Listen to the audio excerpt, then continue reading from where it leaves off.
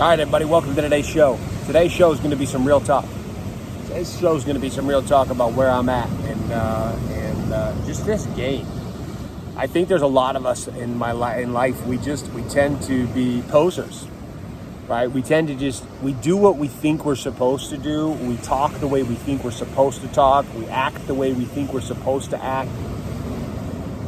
Because of other people, because of society, because of the narratives, we'll see other people, maybe they have success that we want, and we see what they do, so we think, oh, I need to be them, I need to act like them, I need to do this like them. But like, I found myself just right now, like, I'm falling victim to the same exact thing. Like, the conversations I'm having, they're conversations that they're me, they're authentic as me, but they're also not. They're also not who I am. They're also not really me. And it's like I've missed it. It's like I'm trying so hard to be authentic that I'm not being authentic, right? And your authenticity is really the only gift you have to give the world.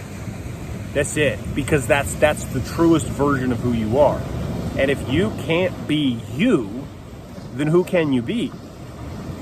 If you're not you, you're some other version of you that's not you, because you're taking narrative stories and things from other people and then you're making them you. That will never work. It will never satisfy. It will never give you what you actually want out of this life. And so that's like the crazy rub. It's where I've been sitting in this place, because I hire coaches. I have mentors. I have people giving me advice, telling me, trying to help me see certain things, trying to help me see it. And I pay good money for this because I want to be able to unlock these versions of me. What I've found keeps happening is I unlock this version of me, this new thing, but then I'm like a baby, like a new charted, uncharted territory, right? New waters. I'm like, how do I go? And then I start to lose myself again to some extent. Like I lose the power of who I was as I pursued this. It's really weird. It's this really weird thing. And so on here, on this platform, any other platform, anything you're seeing me on, like my goal is to just document and show what it means to win. And there's a lot of areas in my life that I'm winning in, for sure, no doubt. I mean, I look at the life that I have now compared to the life that I had 10 years ago, and I would have given anything to have the life I had, anything. I would have looked at what I have today, and I would have been like, oh my gosh, that's the dream. That's what I'm going after. I will do anything in my power to go after that dream, right? And so I sit here in this place, though, where I see where I'm at now, and it's not where I now currently want to be. And so sometimes I lose touch with reality, and I look at those who are where I want to be, and even though I know this isn't true, there's this part of me inside of my mind that says, once I get there, once I get this, once I have that, that's somehow going to satisfy and fulfill me. Like somehow that's going to create the happiness, the fulfillment in this life that I'm actually searching for. And the problem is, I know that's bullshit.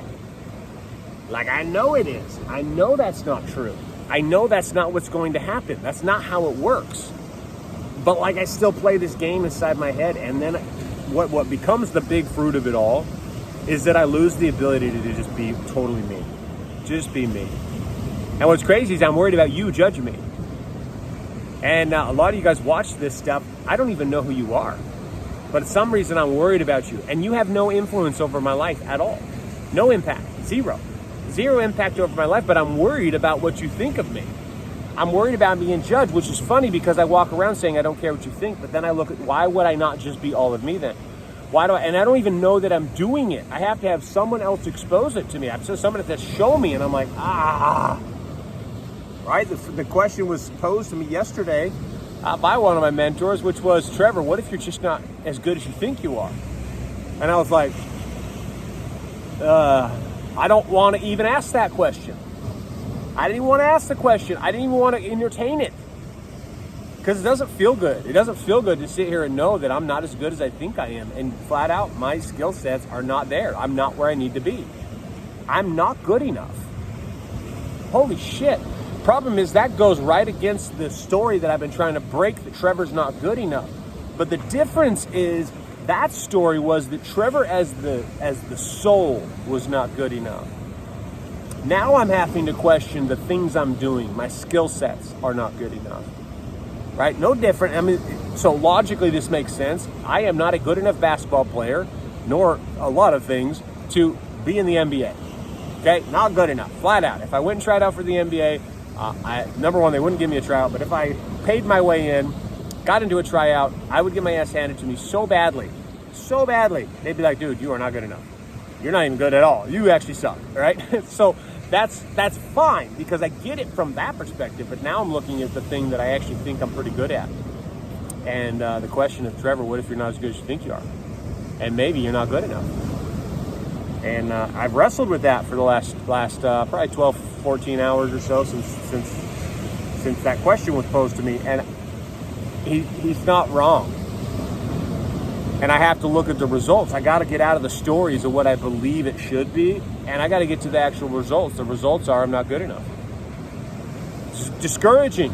It's discouraging. That's why I didn't want to face it. That's why I didn't want to ask myself that question. That's why I didn't want to be honest. That's why I didn't want to be honest with myself that it's me that's the problem. It's not everything else I was trying to blame. It's me. That's hard. That's a hard place to be in because now, guess what? I have to face the fact that I'm not who I think I am. And then you start to ask the question, well, then who do I think I am? Who am I? Who am I in this environment, this thing? And I start to see I can separate the two. I can know who I am, but also realize that I don't know what I'm doing in this certain thing. This could be inside your business. This could be inside of marketing. This could be inside of sales. Maybe you're not a good closer. And you keep jumping on these sales calls, but you're not any good at it. And you're just not a closer. You're just not that guy. But you have vision to grow the company, but you don't have vision to close your clients. Maybe that's you. Maybe you are the closer. But you have no ability to market and seduce the marketplace to get new leads to come in. But you're a killer closer. So you can close anybody on anything, but you have no ability to get in front of people. So you need someone else for that. Or you need to develop the skill set for that. And that's really what it came down to me. Like, don't beat myself up because I'm aware that, Trevor, you're just flat out not good enough. It's realizing, okay, I'm not good enough. And in some respects, I suck because the results are telling me that. So I have to be honest and I have to look at that and be like, okay, I'm not good enough today. What do I do with that? Do I go to guilt, shame, spiral out of control, just lose myself in drugs, alcohol, sedation, and just like disappear off the face of the earth and be like, well, I tried and I'm just not good enough?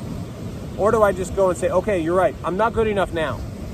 But if I keep going every single day, and every single day I get just not even a percentage, I could get 0.001% better every single day, then I know, I'm 44 years old right now, I know that and I just barely turned 44, so I know that by the time I'm 45, this skill set that I'm working on, I will become really, really good at in a year. If I will do what's required every day, consistently, over time. So I can go to guilt and shame and beat myself up and quit and be defeated and say I failed, or I can look at the facts. I can let go of the stories that say, no, you're good, it's everyone else's fault. And I can be totally honest with myself and be like, Trevor, you're not good enough. Got it. That's okay though, because I'm committed to the outcome long term. I'm in this for the marathon. This isn't a sprint, right? I entered a marathon, which means I can't quit at mile 5. The marathon has to be endured. I can't stop now, because if I stop now, I'm obviously going to lose. Obviously, I'm not at the end of the race. I got to keep going. So I'm going to keep going. And I know that as I keep going, my skills are not just going to sort of get a little bit better over time. They're going to get a lot better over time. The skill sets I currently lack in, there's things I'm brilliant at. And there's things that I thought I was better than I am at. And I've had to face them. Face the harsh reality, but the other reality, the other flip side, is the only way to get good is to do it. You got to be willing to suck at something. You got to be willing to suck. It's like me and skateboarding.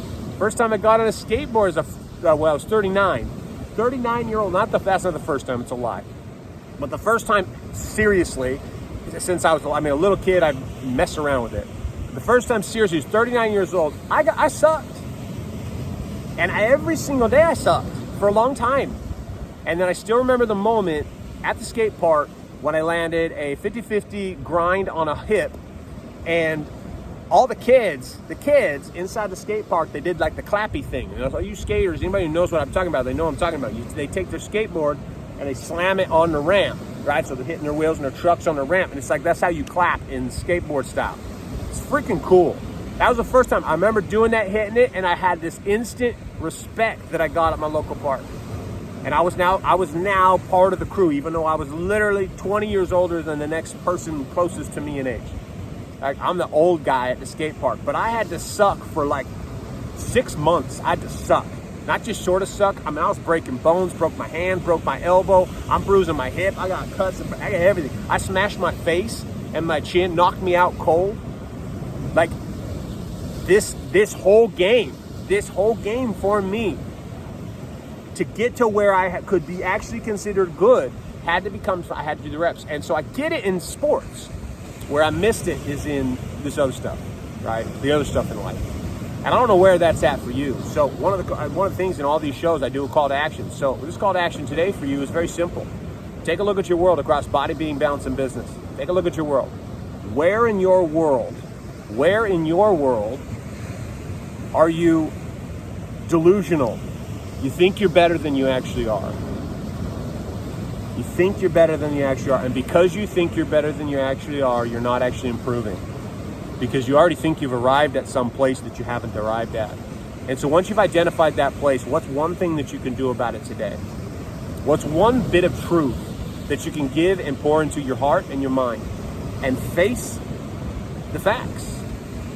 Face the rainbow. What do they say? I don't know. I don't even know what they're saying. Just face the facts. Right? Just face the reality. And then what can you do about it today? Realizing, hey, maybe I'm not as good as I think I am, but if I want to get that good, what do I need to do today to start down the path of getting that good? No different than the first time I stepped on that skateboard, couldn't even ollie. I had to just learn how to ride around the park without falling over. And then from there, I could build and grow, build and grow, build and grow. So that's all I got for you. Take action on that today. Make it happen. This is Trevor J. White signing off, reminding you that you are just one pivot away.